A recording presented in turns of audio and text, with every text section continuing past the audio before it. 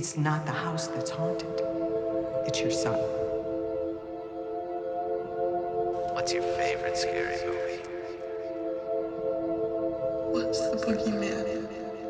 As a matter of fact, it was.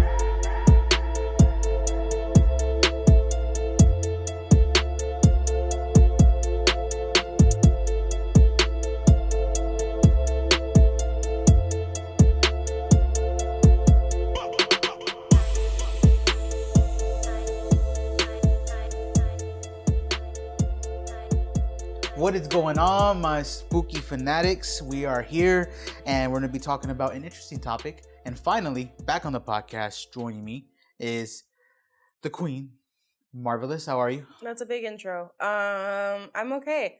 Sorry for missing out the last couple of weeks. It's been a hectic few weeks. You missed a very fun discussion on Krampus. I don't doubt it. I remember you showed me Krampus like a couple years into our relationship, and 2022, I think, yeah. I thoroughly enjoyed it, and it's actually a movie that I catch myself talking about a lot during the holiday season, even though it's not a movie you and I sit back and watch often.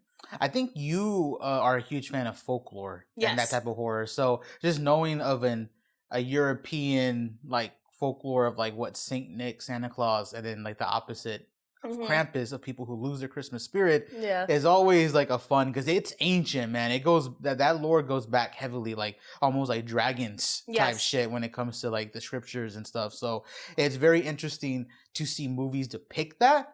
And that's a very fun, like modern, like you got the freaking brother from Step Brothers as the as the father. Then you got the guy, I believe his name is like David Koechner. He's the crony in all of like the Will Ferrell Yeah. comedy movies. So having them like in the leading roles of this is hilarious, and just seeing how a very spoiled family reacts to toys coming to life Essentially. and eating them. Yeah, which I like. Like I like the darker aspects. I like the idea of a creature going out there and haunting you for your ideals or for how you stand for a certain holiday and so on and so forth. Like, do I think that there really is a bull-headed creature walking out there and wreaking havoc and tearing people apart and using everyday items as like his weapons of destruction? Maybe, but I don't know. I still if have it's real Christmas or not. spirit. I still have Christmas spirit, man. I'm not testing the waters. I have it to a degree, like a degree. I Yeah. have my own quails and qualms with the holidays, but that's another episode for another day, and actually a conversation with my therapist. So yeah. So, funny enough, this topic is something that you and I have been talking about for a minute now. We've also had a few of our friends discuss this as well. Yes. Notably, BG, who's been on the podcast before for that special episode covering the beef earlier this year with Drake and Kendrick Lamar. What a beef. What a slice of cow. We thought it would be fun to talk about this on the 31st. Yes. The last day of 2024, which has been an interesting year to say the least. Very much so. And I don't think I'm going to put this in the title because when Marva and I talked about this, I didn't realize like how long of a title it would be. So I think for the sake of this podcast and for the titling of it on all platforms, Jordan Peele versus Ari Aster. Yes. Now, in other words, Get Out, Us, and Nope versus Hereditary, Midsommar, and Beau is Afraid. Now, Marvin and I haven't seen Beau is Afraid. No. So this is why we aren't particularly going bat for bat with the films. It's more so just the rise of Jordan Peele, the rise of Ari Aster, what elevated horror means, and just the projection that horror has been on in the last, like, what, decade? Since 2014? And the revamp that the horror genre had, either you could argue because of these two directors or around the same time that these two directors came to light. One of the two. It depends on how you interpret the chain of events. And it also depends on how much credit you want to give to these two individuals. But you cannot deny the fact that both Peele and Aster had a hand in horror, and I won't say they brought a whole new genre to life, but they definitely popularized a certain genre or a certain facet of horror that had only recently been tapped into. So this isn't going to be a biography. We're not going to go too in No. depth on Jordan Peele's come up or even Ari Aster's come up. But No. I will mention, though, that Jordan Peele did start a little off with Key and Peele, and he's also a comedian. He is best known as just an actor and filmmaker, but he is also a comedian. Mhm. He's done so many skits. I'm a huge fan of them. I've even shown a lot of them to Marva. Yeah. Him and his friend, I think his name is Keegan, I forget his full name, but they do so many skits together, and he's an incredibly creative person. Mind you, I thought MJ was lying when he told me that Jordan Peele was first a comedian and then jumped into horror. Yeah. I thought he was just like pulling my leg or being the charming little individual that he is. But when he showed me the solid proof, I was like, nope, I see it. And then I realized just because, he's out here making really twisted horror stories doesn't mean that he can't be on the other side having like lighthearted media where people can laugh or dark humor. One of the two. It's funny because on those same skits, if you go read the comments of them, you'll see so many comments on the later skits, the ones that are like in 2015-ish, where you'll see people saying like, oh, I'm seeing the start to his career now. Like, I can see why he got into horror. There's a particular skit where he makes fun of Family Matters, the television show with the suburban family and Urkel, and how it's widely known that even Urkel, though, was a side character played by Jaleel White. About a season in, he's now the main character, and what was supposed to be a show about good family values ends up becoming a show about Urkel time traveling and creating clones of himself, and it just wild ass shit. Yeah, it just got worse and worse. He makes a skit on the actor for Carl, the father, who is trying to get the show changed, and then you see Urkel come in, and Jordan Peele in this skit makes the famous comedic line, "Did I do that?"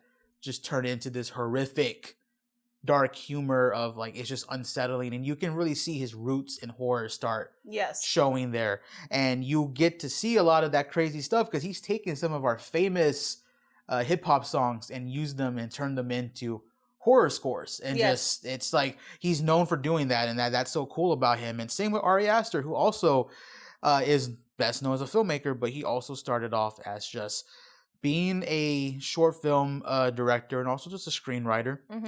One of his interesting short films that I think is probably one of the craziest things that he has ever written and produced and made is The Strange Thing About the Johnsons.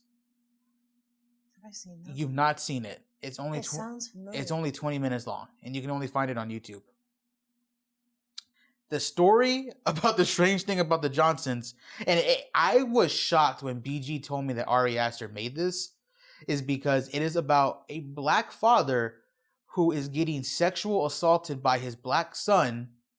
I've seen that one. I've seen that movie. It. And he... Wow, the fact that... and then it all leads to him, again, violently sexually assaulting him in a scene where then the father can't take it. He commits suicides. And when he suicides, the wife finally is able to come to about what's really happening in the family, and then she, I believe, kills her son. And I just cannot believe that Ari Aster made that, because that is one of the most insane and grotesque. What was the name of it again? The Strange Thing About the Johnsons. But it's crazy that I've even come across that, and when I found out that Ari Aster was the one who did that, I was just shocked. So both of these individuals are insanely creative. Yes, I have seen this. Yeah, they're insanely creative and have just done things. They put pen to things that I just didn't think I would ever see on screen.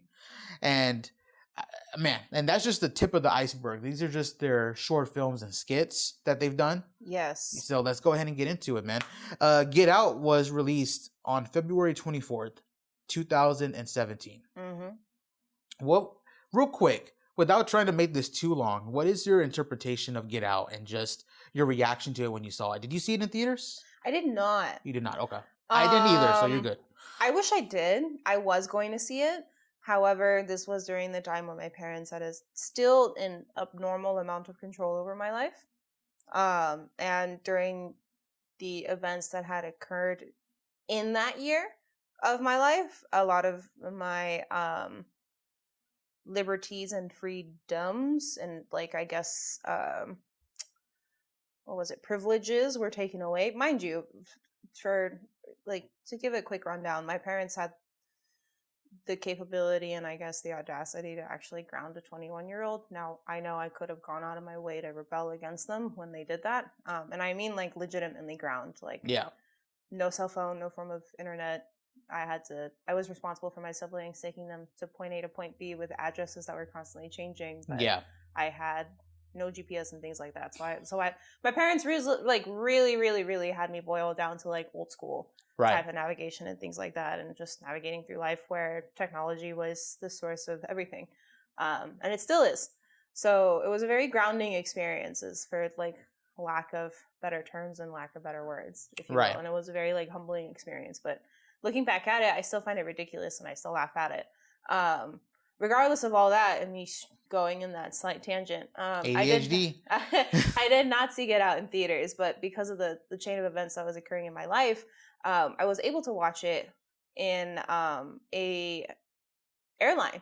I was, I think, riding American Airlines, and they had those like media displays on the back of the seat. Every American Airlines flight I've been on does not have that, so you got lucky, I guess. I'm pretty sure I did. It was one of the larger planes, and I was sitting with my entire family, and this is still during the year where I'm very much grounded. But the stewardess brought out the headphones, and I said yes, and I paid the $5 out of my own pocket to get those headphones, and I started watching the film, and I thoroughly enjoyed it. I had heard like the big traction that it had gotten throughout the last couple of months, because I saw it, I think, in either July or August of 2017, so it had been a while since its first release. But prior to, I guess, me being quote unquote unplugged, I had heard about the amazing feedback of the film, so I was like seriously curious to watch it. Plus, that Childish Gambino music, or that kind like Childish Gambino song, went mega viral. Oh yeah, Redbone, yeah. So me being a big fan of that song to begin with also like intrigued me furthermore. To kind of give, I guess, the big rundown of the movie, I thought it was really cool. I thought it touched on a subject that a lot of people were too afraid to speak out and upon. Right. Which is just like how people want to almost like make up for the years of oppression that they brought to the minorities, like specifically Black folks. And like, I guess playing into the idea that, or that stereotype where they quote unquote always have it better in one way or form, and this movie almost portraying it in a very like grotesque and unsettling way.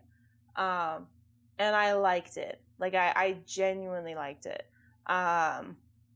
Knowing now what I know about the multiple alternate endings, if Peele went forward with a certain ending that he had in mind, I think it wouldn't have been so widely received. But it definitely would have sparked a lot of conversations. That movie had like a cultural impact, because It now did. it's become a thing in interracial relationships. Whenever people say, "Are they gonna like get out me?" or you know what I mean? Yeah. It's become like such a huge impact on that, and just like you said, it spoke on something that we didn't think would, because it tackles pretty much everything. It tackles interracial relationships. It tackles racism. It tackles just the new, like, I don't want to use the word woke, because woke is so, the word lost what it really means, you know. yeah. So, it's But it was more of that being socially aware, and like that group of individuals who almost made it their mission to make it obvious that they were very aware of the differences in races and privileges. right. What's interesting though about Get Out is that and this was actually brought up in a Q&A with Jordan Peele, that there was a huge fan theory that Get Out is canon to the film Being John Malkovich.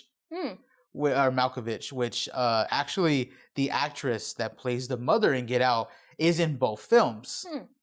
And Jordan Peele actually took that theory to John Malkovich, because he likes that film so much, and he liked that theory that I guess whenever he had coffee with them or he met up with them at some event, they talked about it, and he told him that this is Fan's theory about how the mother was running the or helping run the experiments in John Malkovich, and then they changed their names, identity, and now they're in Get Out, still doing similar stuff, but they just changed it around, with the help of her new husband's money and father, who was also experimenting with that. So they were able to create the perfect transplant. And Spike Jonze, who's the director for being John Malkovich, he's like, gave the thumbs up. So I guess those movies are canon now to be sure that they take place in the same universe. I thought that was kind of funny. That's pretty interesting.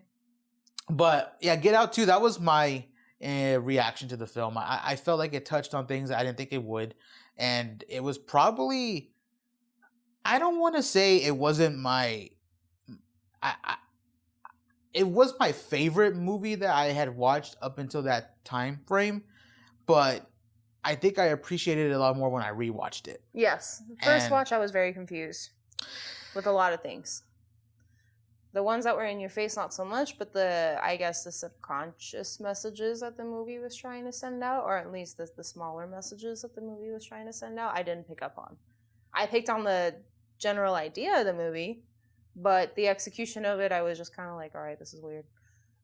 So before I jump into these next films, I did want to just list these off really quick because this is a point that Marva made in our notes, and it's that Get Out did come out February 24, 2017, like I said. Us was released in March 2022, 2019. Yep. Hereditary was released June 8th, 2018. And Midsommar was released July 3rd, 2019. But it did pick up more steam during COVID when the pandemic hit. Midsommar, yeah.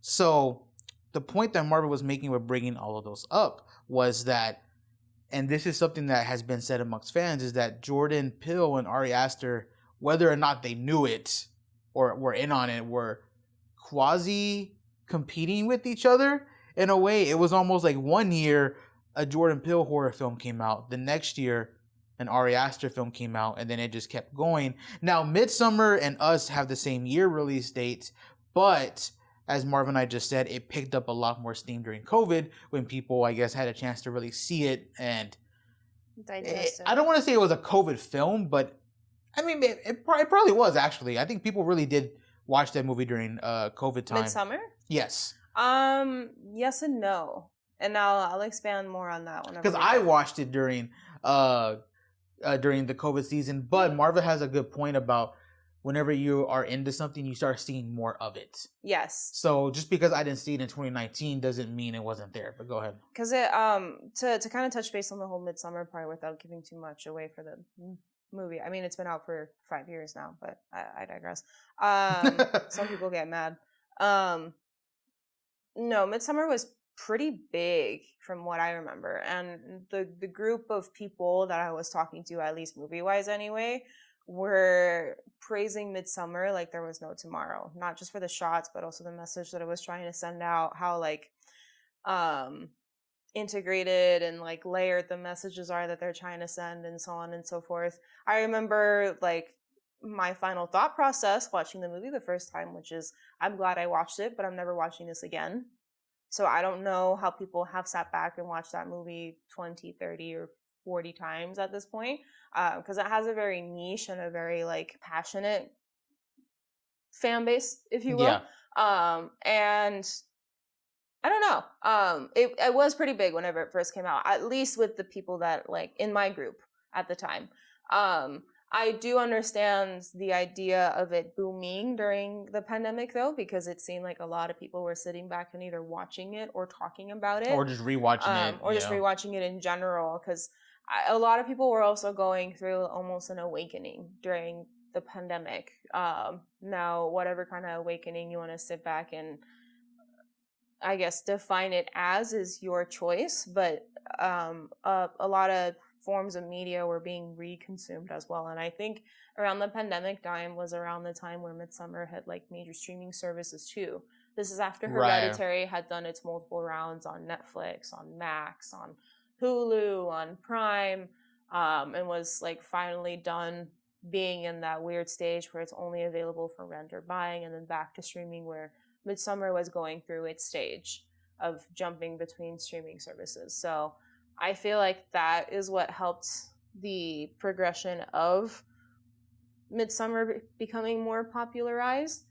Not only that, but I don't know if you remember, around that time, people started actually hating on Hereditary, where up until the pandemic, everybody was praising Hereditary like no other. Yeah, I see that kind of switch back and forth. And I think, honestly, it's just, I don't want to say it's revisionist history, but it is just people who, they're always looking for that new thing to jump on. So when they see something else do it, they want to look at other projects that didn't do it, and they think that, oh, that just means it's shit. But then the movies always have fans who find a new appreciation, and then it causes a whole cult following of, yeah, I agree with that, and it just keeps going. And but going off of popularity, because you were just talking about Midsummer's popularity in 2019, and then its, I guess, boom period again during COVID time. Both of these films did not win the Sundance Festival, but both debuted at the festival and caught the audience attention for different reasons. Now, that's a good point to bring up and mention, because I wanted to ask you this. The reason why I skipped Hereditary was because Hereditary was the film that brought you back into horror, right?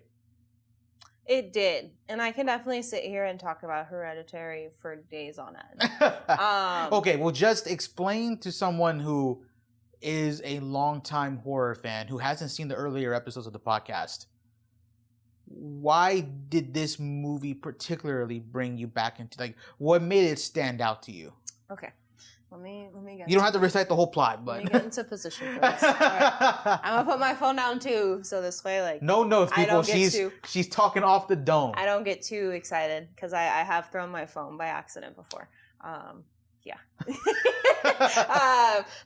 So the reason why Hereditary got me back into the mix of just horror in general, and refining my love for horror, was just the way that the story was told.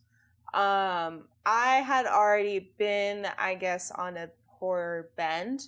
I was watching a lot of the horror movies that were featured on Netflix. Hulu? And Hulu as well.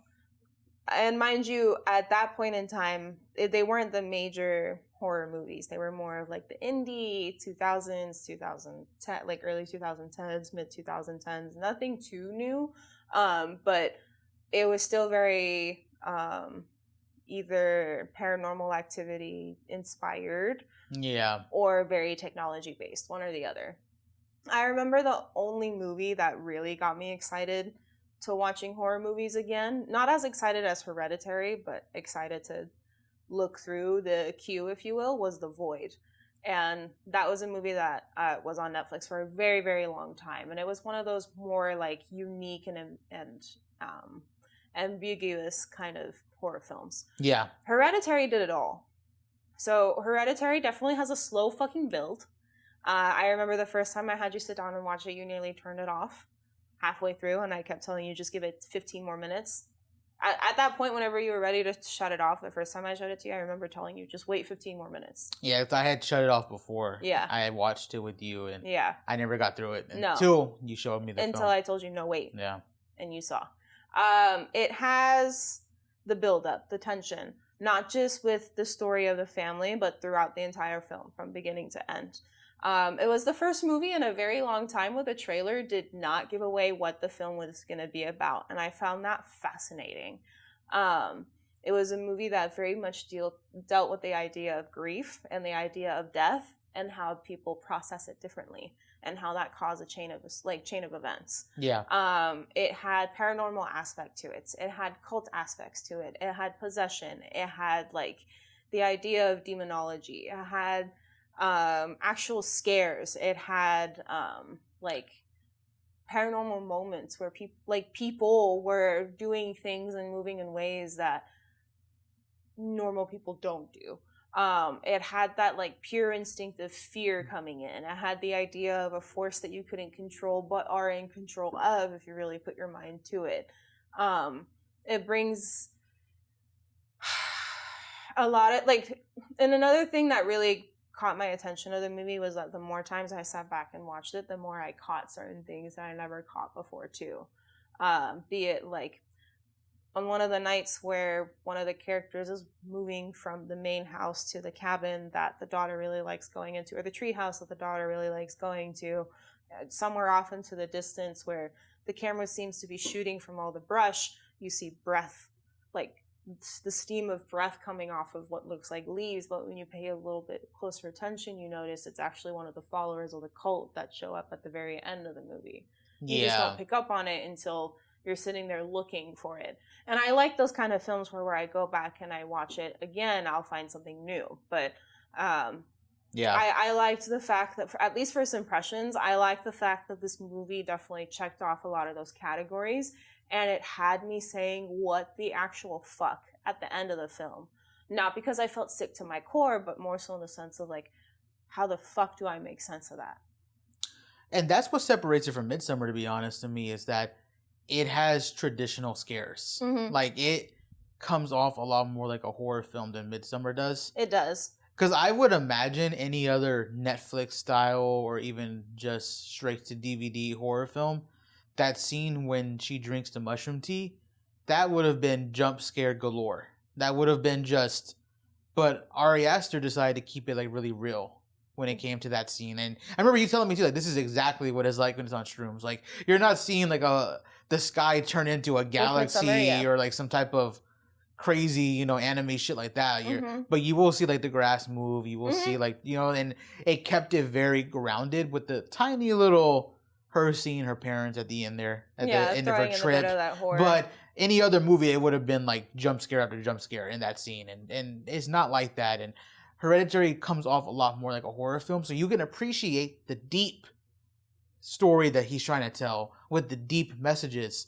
But as a horror fan, though, you're still getting scared in the usual jump scare kind of way. You still get that fear. 100%. Tell me, like, the fear that I felt when in theaters when I saw the mom crawling across the ceiling up into that little corner when her son is moving from bedroom to bedroom trying to figure out why the house is so dark, why the father's down laying on the floor with a pool of blood right there and he can't find his sister and his mom's nowhere to be found. And when the camera pans out just right, you see the mom hovering in the corner of the wall where the ceiling and the wall meet, like a fucking spider ready to pounce. And the son suddenly feels the whole idea of being, like, hunted, freezes and screams without even turning around because he feels his own, like, feels an entity lunge at him. Yeah. You don't see that kind of shit in Midsommar.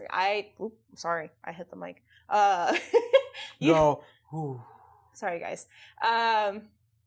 You don't see that kind of shit in Midsommar. You see that psychological torture that the whole cult and the whole group and even the friends are placing on the main character, but I don't see somebody moving away in the corner of the screen or in the corner of my eye that makes me unsettled all types of different ways. Now, you mentioned this a second ago, but when both films made it to the theaters, or I should say, when both directors' films hit the theaters, even though they took the world by storm, Get Out still had a higher grossing than both of Aster's movies, getting a total of $252 million, while Hereditary and Midsommar both got $128 million. Yes. So Get Out, again, it just goes back to that cultural impact we have. I think, I can't even think of a film right now. I know there's been a few, but I can't think off the top of my head which ones have actually surpassed Get Out. But like horror? I know there's at least one or two over the last, like, decade. I just can't remember which one, though. I can't think of it off the top of my head, but I wish I had put it in my notes. Because we've talked about horror generating a lot of money recently. Like, there's been one or two films that have hit that 100 to 200 million cap. I just can't remember which one it is. Evil Dead Rise? No, definitely not. Over time, though, it seems that Aster's films have been holding their ground more, as we've seen that with more discussion, mainly with people going back and talking shit about Hereditary. But and then Midsommar also coming out with, like, this golden edition that was, like, only 500 versions of it are made, and, like, they're all unique in their own specific yada, like special edition on special edition type shit. Aster has his cult following, and he knows how to appeal to them. He does. So he may not make it big while the movie's in the big screens in theaters, but at the very least, his movies seem to have a more longer lasting like residual effect versus Peele's being almost like a shoot up and then a shoot back down aside from Get Out. So we discussed this earlier, but very briefly.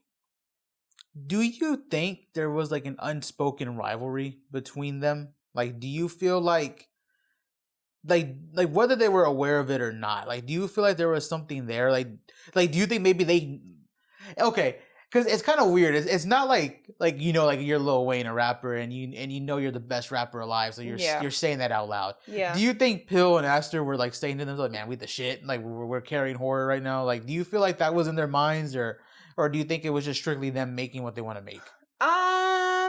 When it first came to Hereditary and Get Out, I think they were just making shit for the sake of making it. Yeah. Because you can feel that passion through both films. Right.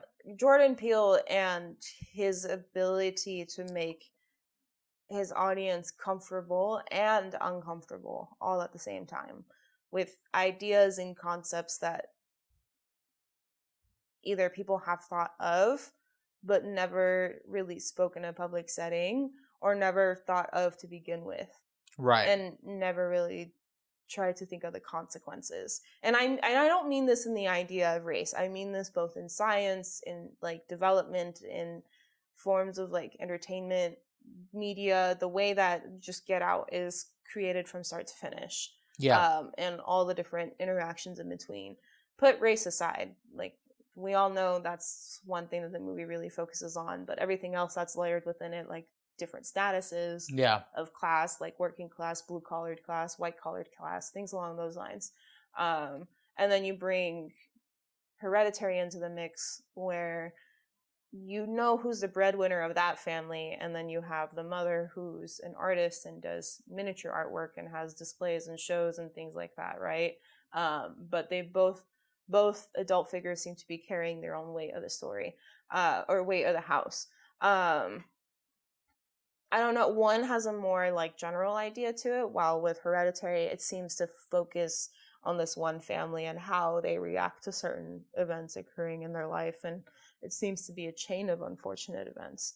But they're both very passionate in telling their stories. They have no form of like holding back, it seems, either. Yeah. It's very over the top, but not in the way that the audience member gets fed up with it. Over the top in the sense of like, okay, well, what's going to happen next? Is there anything that can one up what I just saw right now? Those kind of stuff. Like I remember seeing the main character in Get Out sink in the floor through the couch in the very beginning during, I think, the second act of the film. That made my jaw hit the floor in a fucking airplane. Yeah. I'm sitting down in Hereditary and I'm watching one of the final scenes where all the cult members have gathered in the treehouse, and seeing the mother completely fucking beheaded because she took a wire cutter or whatever, some form of wire, and sawed her own head off with it, but yet she's able to stand up and bow down to the leader of the group. Now, that also made me like just fucking freak out and flip out. So they both have their own ways of really messing around with your psyche. As far as like the rivalship goes and things like that, I would say yes, but also at the same time, no. It was more so in the sense of like, okay, well, we had similar upbringings as far as how we made it into Hollywood. Let's see who does the better one. I agree. I don't think they were actively competing with each other. Yeah. I don't think it was in their mind to create a movie and then produce, make it, and then aim to drop it on the one year that the other isn't.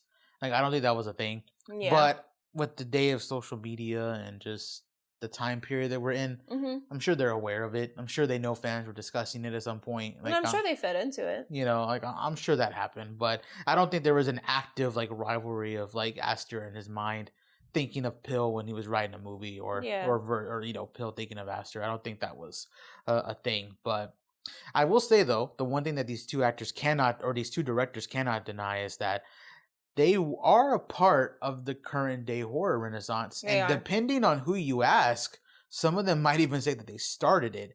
Now, starting it is a little interesting because we're going to get into that in our next point, but the movies did cause a wave of horror films to pretty much just follow suit and like trying to hit that bar that they had set.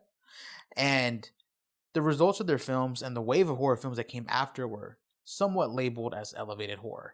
And I won't lie, I do believe this wholeheartedly. Now, whether or not it started it, that's up to you. But there is another film that is very crucial that we're going to talk about in a second. But they did set a bar for horror films to hit. That I will acknowledge for fucking sure. Hereditary, like you said, just hit every nail on the head. And there were a lot of Hereditary clones like on Hulu and all that stuff. And that's no knock at any director who wants to try and like, you know, if they were that much infatuated with Hereditary that they wanted to make a movie that was similar to it, that's fine. I understand. Do your thing. Yeah, do your thing. But yeah, they did set a bar. What do you think about that? Like with people like trying to follow suit? It was insane. I remember people started going back and looking for A24 movies. They were doing their research, trying to figure out their upbringings, whether they're kind of movies they produced, just so they could, this way they could sit back and watch it. The Witch, I don't know if it was released before or after Hereditary, but I remember that movie getting a lot of traction just because it was A24 produced. Yes. Everything Everywhere All at Once. A24 is also A24, but it's A24 taking a new direction and taking a step away from horror, if you will. Other small films were also made, and I remember you and I were even going on a rampage of scouting down A24 films just because of the fact that it was attached to movies like Hereditary and Midsummer. Right. Did it carry the same weight and did it have the same like level as Aster's films? Definitely not. Which I would say is the one that probably is like holds a candle to the Aster films or to the Peele films, but that's another conversation for you and I to have later on down the line. I will say that these two movies definitely set the bar for elevated horror in the sense of essentially demonstrating how you can have elevated horror without it being too out there and too different. Yeah. If that makes any sense. Because I know Babadook was out before these two films.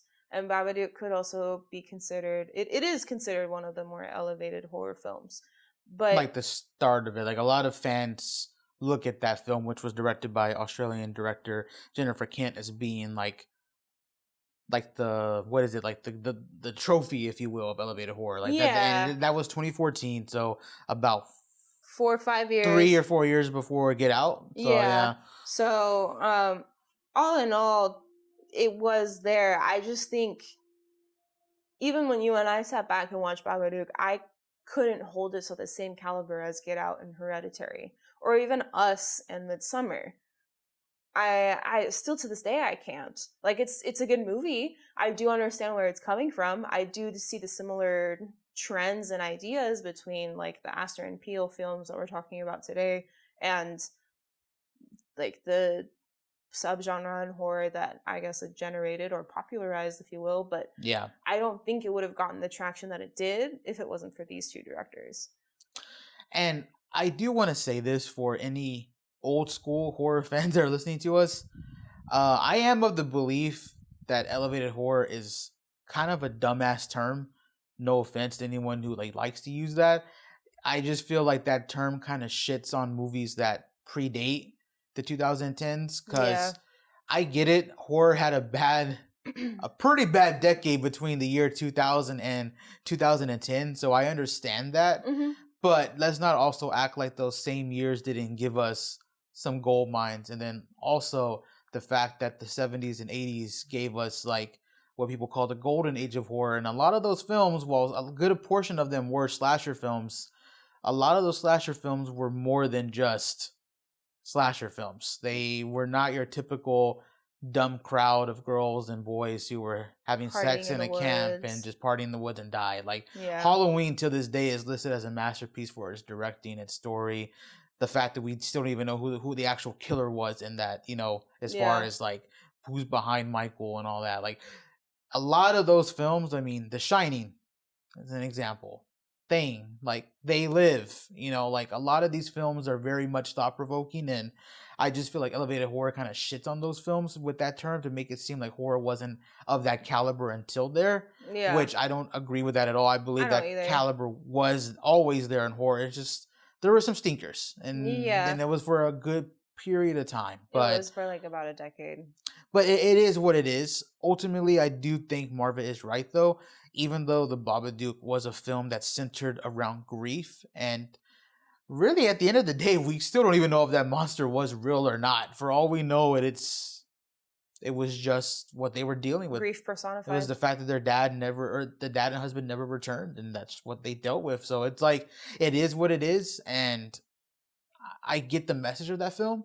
But you're not wrong. I do feel like films like Hereditary and even Midsummer. I think Midsummer really takes the term of grief and turns it up to another level. Yeah, it's insane. But it's not like grief personified. It's how people go through different stages of grief.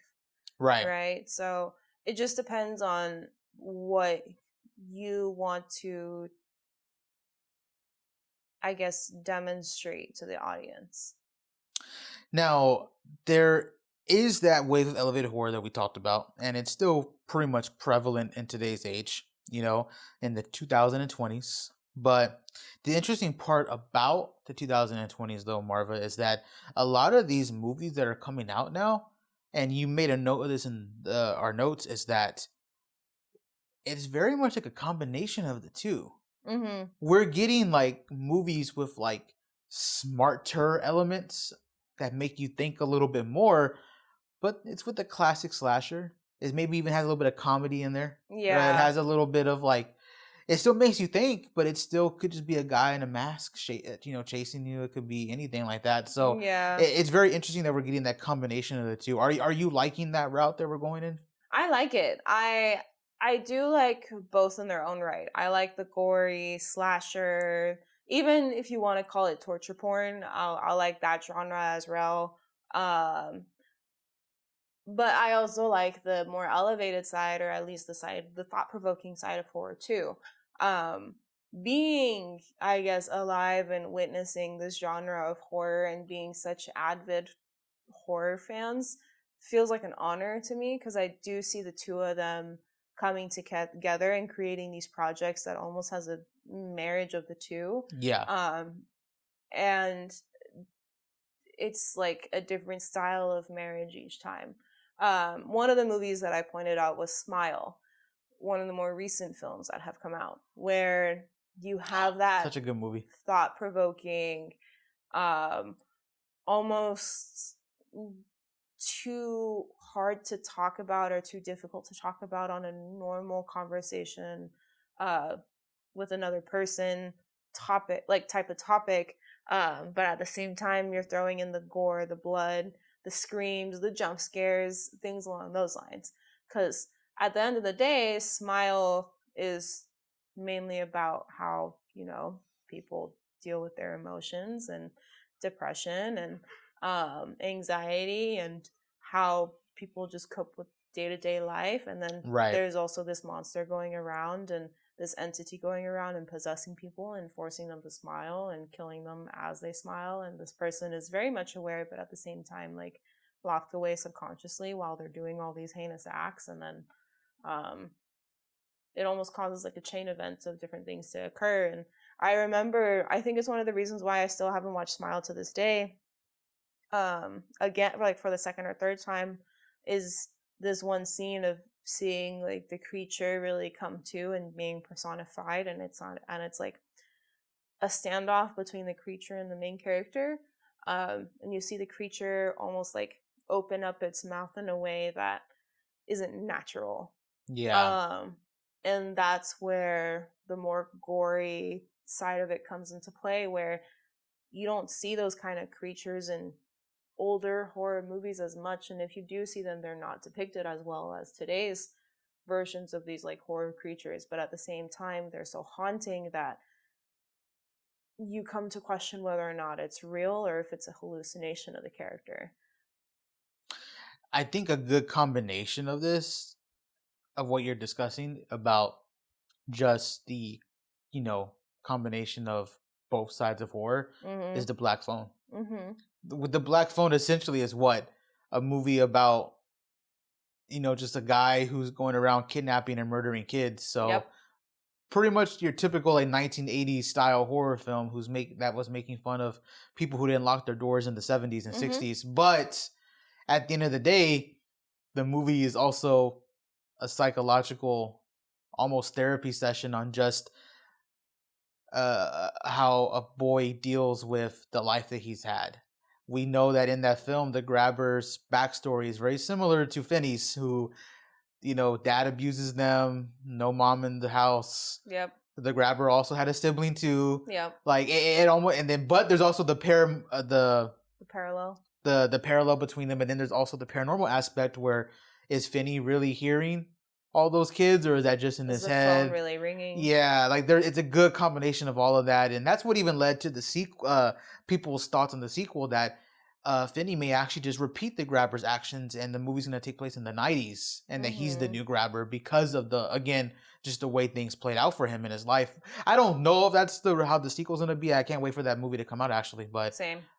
anyways, like that's a good combination of just a film Mhm. taking everything in and just being like an amalgamation of what every like horror film wants to be, and then just like, I Yeah. think executing it in a really good Or way. even Talk to Me. Talk to Me is another Yes. one where you get and I think it's not made by A24, but it's made by a studio that almost aspires to be like A24, if I'm not No, mistaken. I think it's produced by It's A24. okay, so Yeah. there you go. It's a movie produced by A24 where it's a nice balance between the two. You have that like horror aspect of it where you're seeing people die, you're seeing people get possessed, you're clenching your cheeks, your body, you're almost like tensing up throughout the entire movie because of those horror aspects. But at the same time, on the flip side of the coin, you have a group of teenagers just partying, having fun, and like doing some stupid shit with an item that they probably shouldn't be doing stupid shit with. Yeah, and then again, but if you want to dig deeper, the movie also follows like that main character, the girl who we know what happened in her past with her mom, and then it just And then the drug abuse, and her then own yeah, history and her yeah, own flaws, and it just gets deeper and deeper. But yeah. on a lighter note, though, a newer film, which is Scream 5, kind of pokes fun at the idea of elevated horror, with some of the main horror fanatics listing off horror films in that subgenre throughout the film.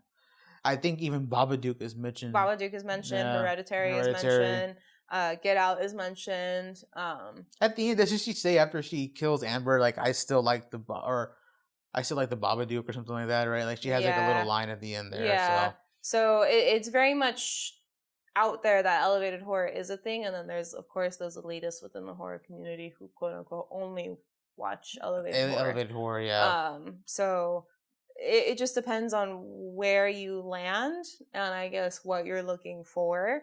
But I'm happy. I'm very, very happy with the result of it. The big wave of elevated horror coming to be, and then that leveling out of the two genres. But I don't like it leaning on one end or the other too right, much. it has to be like a balance. Yeah.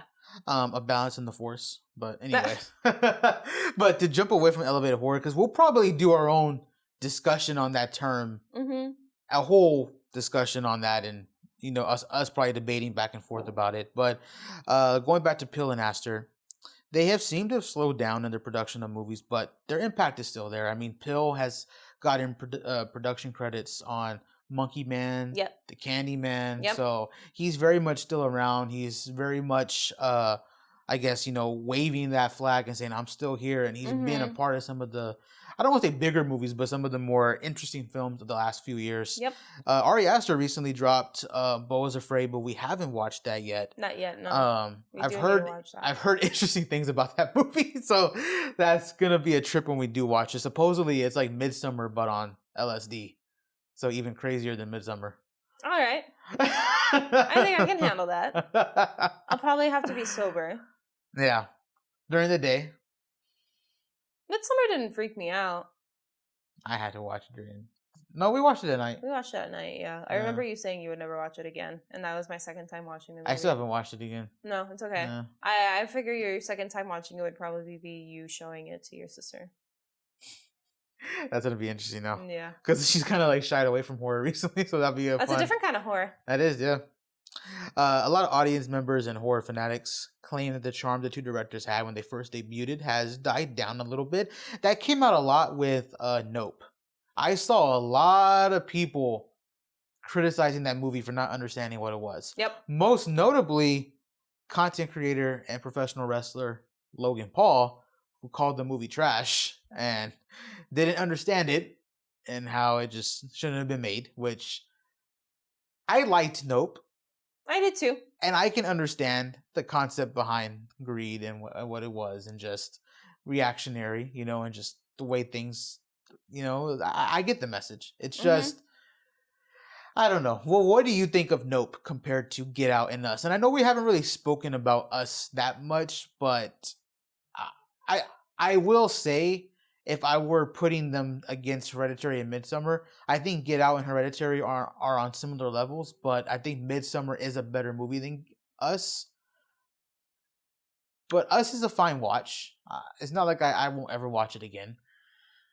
But anyways, what did you think of Nope?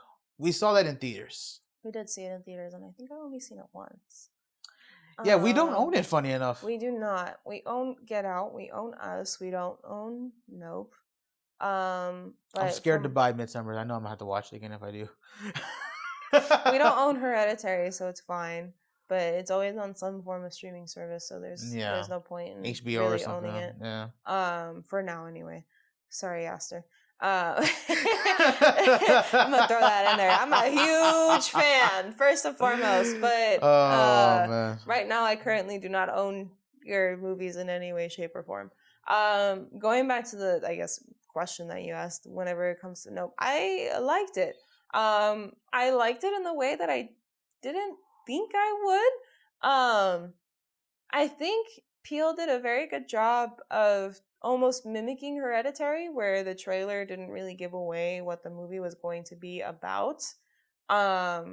Seeing the brother and sister duo interact with each other as well was very interesting. Yeah. Because I was convinced the story was going one way, where 3/4 in, the brother almost corrected the narration I had in my head, and everything shifted entirely. And the characters that were on my good list and on my bad list got rearranged. Some of them stayed where they were, but a lot of people got shifted throughout that mental checklist that I had, if you will. Yeah. The movie had a lot of layers, and it had a lot of symbolism throughout. There were a lot of moments where I remember sitting back and thinking to myself, like, is this really necessary? And I feel like I picked up on the symbolism because of the AP Lit class I took. And thank you, Ms. Croy, for teaching me how symbolism works. Yeah. And drilling it into my head throughout the years of high school, because I still use it to this day. I can't really watch or read anything without knowing what's going to happen in the future now. So thanks for that too. But the movie was good. I wouldn't necessarily label it as a horror movie, though, at least in my head. It was unsettling, and it definitely pushed the boundaries. There was blood in it, but I don't qualify it as a horror film in my book. I would consider it more like suspense with like a sprinkle of gore. Just to paraphrase, that is her opinion. It actually is a horror movie, but yeah, that is her opinion. Yeah, that's just my opinion. I see what you mean, though. I will say there is something that we didn't point out in this whole discussion, is that, and I've talked about this a lot with my friends, including you, is that Jordan Peele actually has a very similar trait that like Quentin Tarantino has had. Not to say not the feet. No. And not to say Quentin Tarantino has like unknown actors in his movies. He doesn't. He always has pretty well-known actors, but he's known for like bringing the best out of them.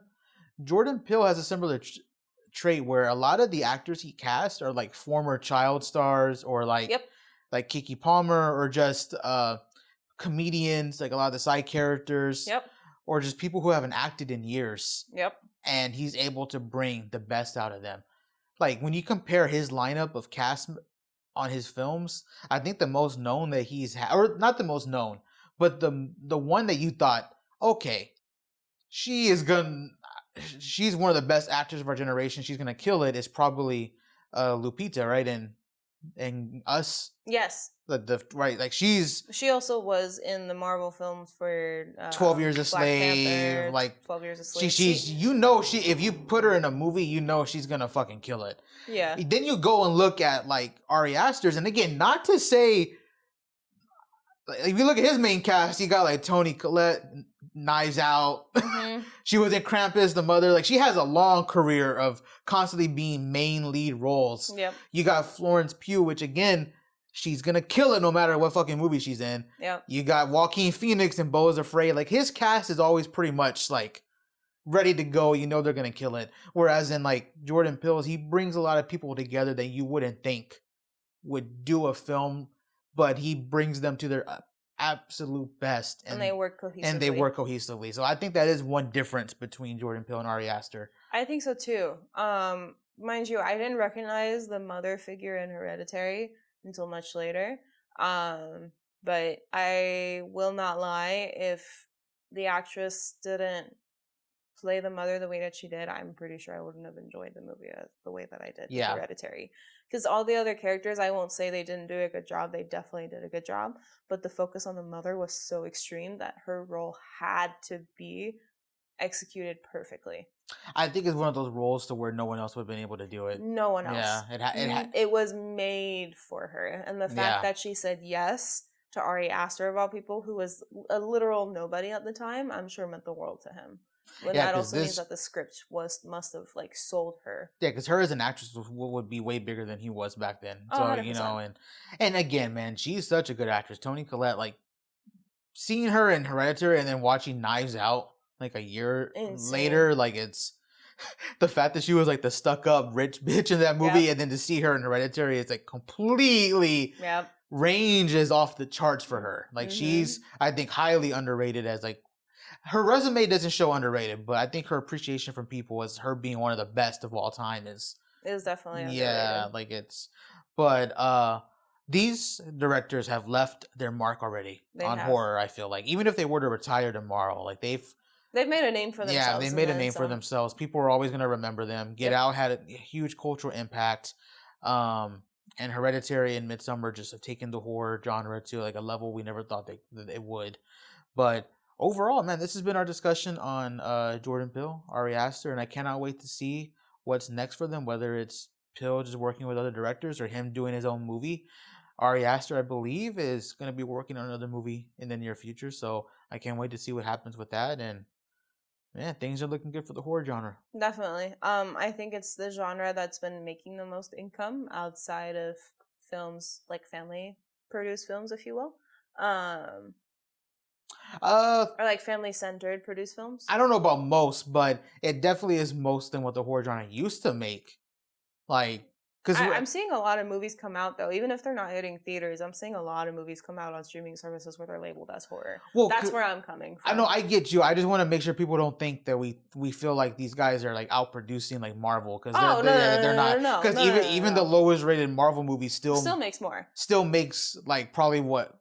Twice or three times the amount. Like, yeah, I think like even something like First Omen, a movie that was like highly rated, acclaimed and rated, it still only didn't pass 100 million. So it's like, so it would take like 2 or 3 of just of these horror films alone just to even match a low rated Marvel movie. So not on that level, but it's just the horror genre itself altogether is bringing in a lot of money. Yes, it is, definitely is, and it's a genre that seems to be growing and growing by the minute, which I adore and I absolutely love. I'm getting more out of it. I'm getting to see more movies out of it. And hell, like this is the first time in a long time where you and I are barely keeping up with the amount of trailers coming out for horror films. Let alone the movies, man. We're actually behind this year, which is kind of funny because this is the year we started our podcast. So it's astonishing. Yeah, we really got to pick it up. I think last year we did pretty well, and we watched we kept up with most movies that came out. Yeah, so. I think this year was a mix of a lot of things. It wasn't just the podcast; it was also us rewatching a lot of movies that were nostalgic.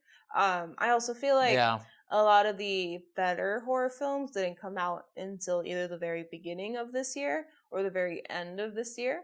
Nothing really so far in the middle or in the summertime that you and I are used to seeing. We missed Long Legs, but I also heard that was like a disappointment too. So that's gonna be interesting to watch when we get to that. I'm gonna be watching that with definitely like bit of skepticism. I haven't wanted to rent it because of that. Some people like it wasn't just a disappointment. Some like my friends said that the movie just sucked. Yeah. So and I've been very like wary on renting it. I didn't want to spend at the time $19, and even now I'm contemplating spending $5 on it. But if it doesn't come out on streaming within the next month or two, we'll probably just have to suck it up. We can probably do that. I know you and I definitely need to watch Smile too, especially since both of us are big fans of Smile in general. And then we probably also need to sit back and watch Black Phone again since the second one is coming out soon. There's a lot coming out this upcoming year in 2025. So not just horror, man. It's gonna be MJ and I are definitely gonna be talking about a lot. And a lot of those other movies like Marvel, Fantastic Four, Superman, all those other films that are coming out that are not centered around horror, we'll probably also be covering that too, but that'll be strictly on our YouTube channel probably. Mm-hmm. We don't think we're going to do those on the podcast, but be on the lookout just for all sorts of content this year. I do know that we did cut back on video podcasts, but once... It might come back. Yeah, once we get a better hold on our schedule and we're able to record a little bit more, because both Marva and I are looking for different avenues for our future, and we're going to see what comes together this year. So we have more time. Video podcasts can maybe come back in the summer, and we'll see how that goes, man. But thank you again for tuning in as always, and I hope you guys have a lovely Tuesday. And we'll be back next week, probably with Nose for Atu, because if you're listening to this, we've watched it already by now on the weekend. So either that or you're going to get a special with just me doing Trap, one of the two. Maybe I'll give MJ a break for a couple of weeks. Since he took over for the last couple of weeks. And you guys are tired of hearing him anyway, so you get to listen to me. That is true. You got a better voice. I was only kidding. Anyways, we will talk to you guys next time. Bye.